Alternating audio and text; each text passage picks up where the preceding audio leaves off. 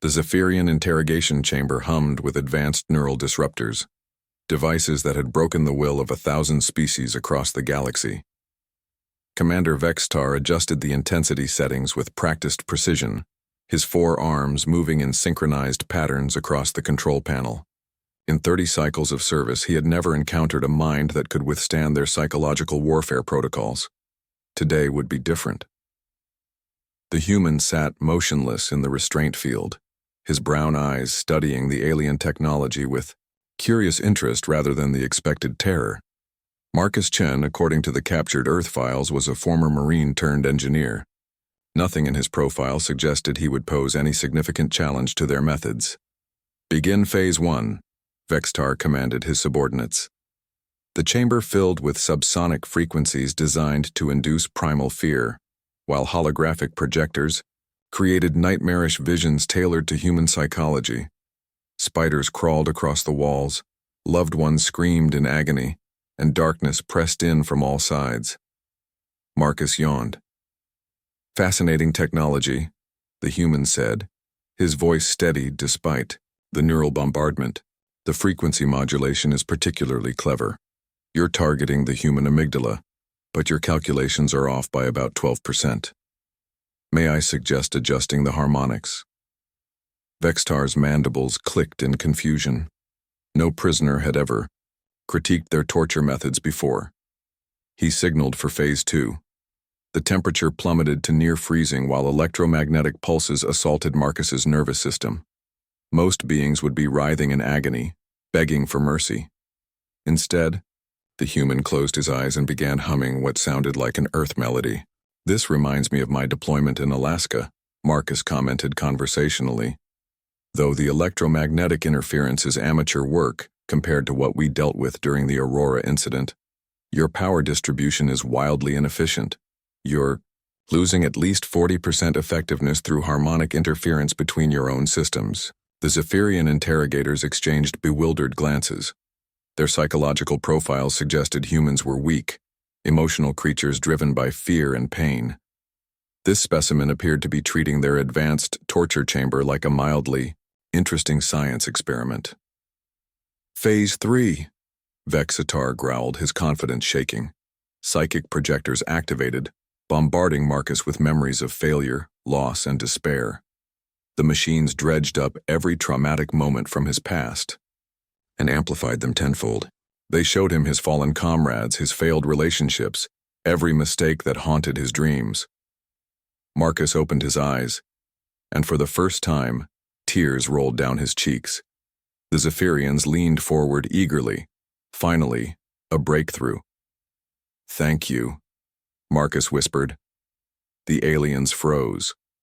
In all their experience, gratitude was not a typical response to psychological torture. "You've shown me something I'd forgotten," the human continued, his voice growing stronger. "Yes, I've lost people.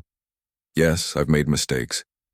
But you know, what you've also shown me, that I survived. Every failure taught me something. Every loss made me value what remained.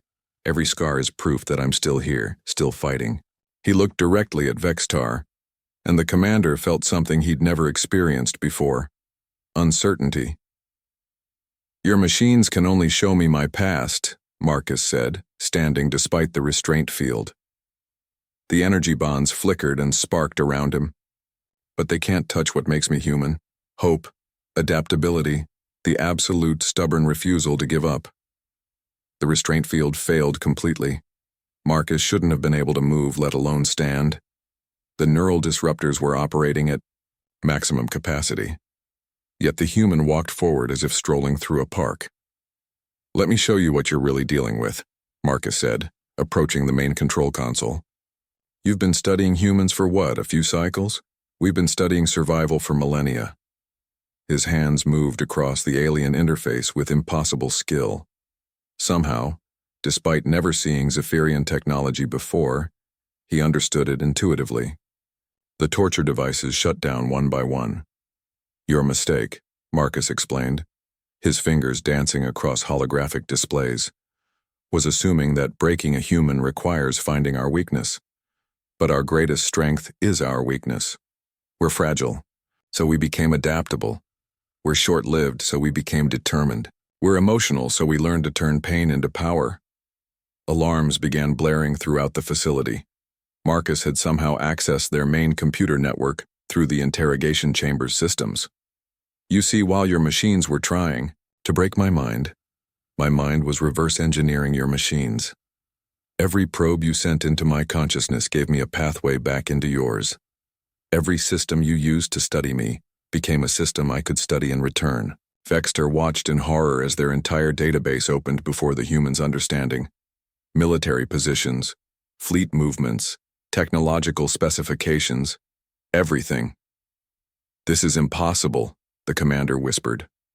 Marcus turned, smiling, with the quiet confidence of someone who had never truly doubted the outcome.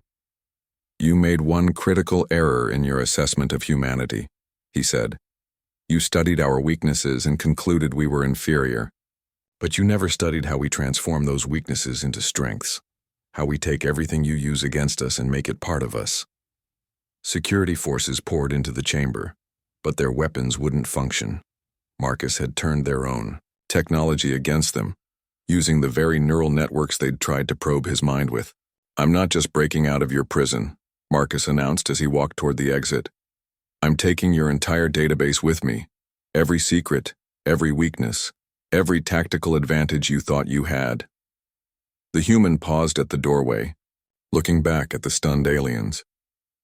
"You wanted to break a human?" he asked. "Congratulations, you just broke yourselves instead." As Marcus disappeared into the corridor, leaving behind a crippled facility and a shattered enemy intelligence network, Vextar finally understood the true meaning of the phrase that had puzzled xenobiologists across the galaxy. Human. Fuck yeah.